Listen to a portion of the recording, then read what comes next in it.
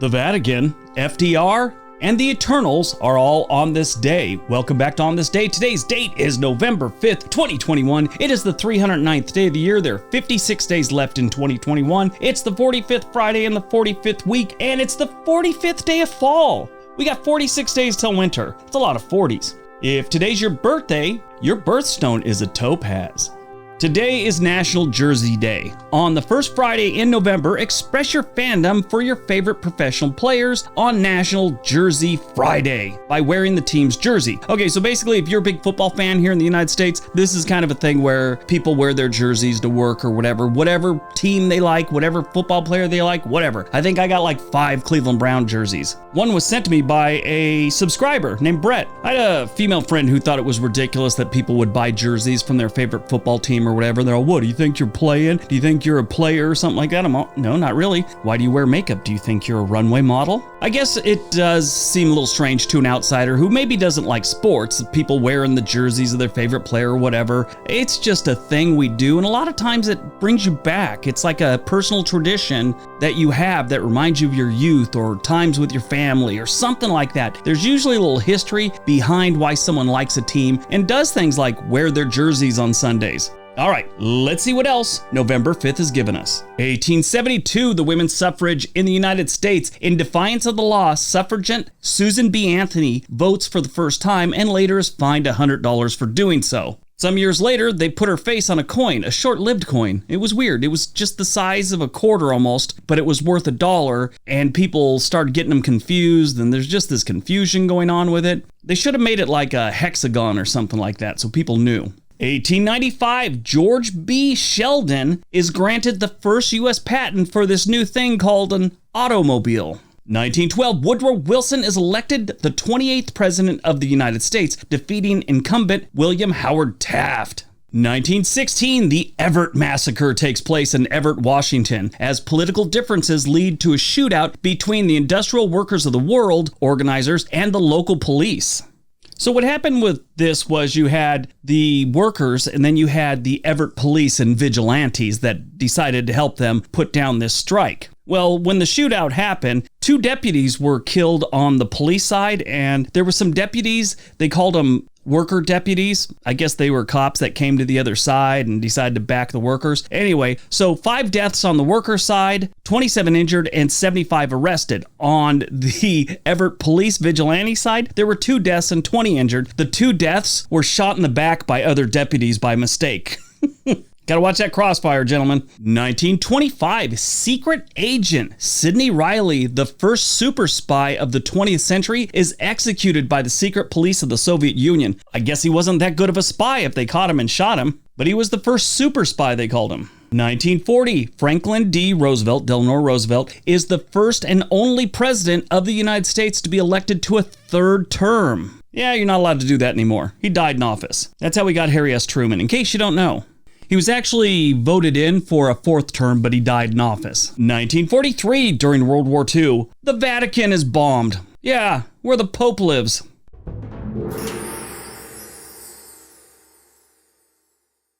So this actually happened twice. The first one was on this day in 1943, November 5th, when a plane dropped bombs on the area southwest of St. Peter's Basilica, causing considerable damage but no casualties. The second time, in March of 1944, caused the death of 1 person and injured 1 other. It was the British. It was an accidental bombing. During World War II, Axis and Ally forces respected and stayed away from neutral countries like Switzerland or the Vatican in this case. Believe it or not, in case you don't know, the Vatican is an actual country in Rome. This happened when Italy was having a bad run of luck. They had basically been defeated in Africa. Sicily had fallen to the Allies, and Benito Mussolini was removed from power and later hung, along with his mistress and bodyguards. At this point, Germany was basically occupying most of Italy, and in Rome in this case. And that's who they were bombing. The targets the British were actually going for were anti-aircraft placements that they had put around the Vatican. So they had targets that were really close to the walls of the Vatican. This is the days before missiles and smart bombs, so you kind of had to eyeball it and drop a bomb. Well, they're trying to knock out these anti-aircraft things, and they end up dropping a couple in the Vatican. Luckily, like I'd said earlier, only 1 person died with all these bombs being dropped on them. I should say 2 people. There was an elderly woman that died of a heart attack. This could have been so much worse, but they were actually using these low caliber bombs. I'm not sure what they usually go by: 100-pound bomb, 50-pound bomb, 2,000-pound bomb. But I was reading and they just said it was a low caliber, so I'm thinking less than a 100-pound bomb, which they back in the day used to drop plane loads of like 50-pound bombs on places, and I think that's what this was. So yeah, if they dropped a 2,000-pound bomb and it landed in the Vatican, there would have been hell to pay for the British. No pun intended. This wasn't the first and last unfortunate bombing for the British. They had actually killed some zoo animals at one point. You'll find out about that in our first video short that we're working on now. 1968, Richard Nixon is elected the 37th President of the United States. Things go downhill from there. 2007, Android mobile operating system is unveiled by Google to compete against the iPhone. I've had both iPhone and Google Android phones, and I just find the iPhone much easier to use. That's like one of those weird things in American society these days that separates all of us. I mean, we've always got to have something against someone else. I mean, you got hardcore Democrats and hardcore Republicans just talk garbage about each other online every day, all day, constantly. And then you have people that they look down on you if you're, an iPhone guy, or you look down on them because they're an Android person. It's just weird.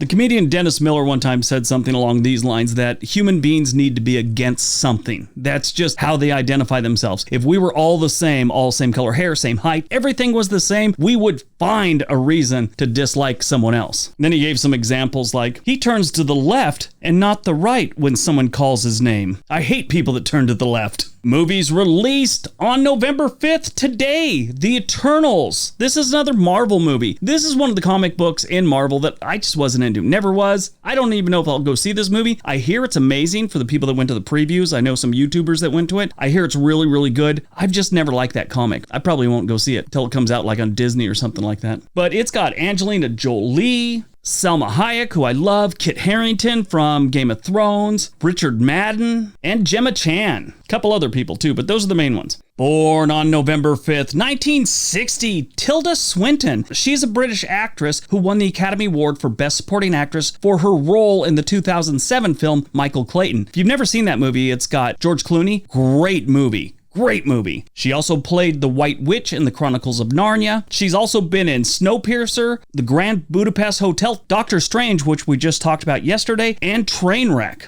This is a great part of her bio. Before joining the Communist Party, she studied at Cambridge University. She married the actor and playwright John Byrne in 1989. The couple had some twins in 1997, and they divorced in 2005. I like her. I think she's a good actress. Died on November 5th, 2015, we lost George Barris. You probably don't know who he is, but I bet you've seen a lot of his work. He is the designer who designed and made the original Batmobile, the Munsters car, the family truckster from the Vacation movie. He also did the Mach 5 for the Speed Racer action movie, and a whole bunch of other weird cars over the years, like the Deathmobile from Animal House, Ghostbusters ambulance from the original film. He also made a bunch of Hot Wheels, like you take a Hot Wheel, they had some really weird Hot Wheels over the years, well, he'd make a real version of it.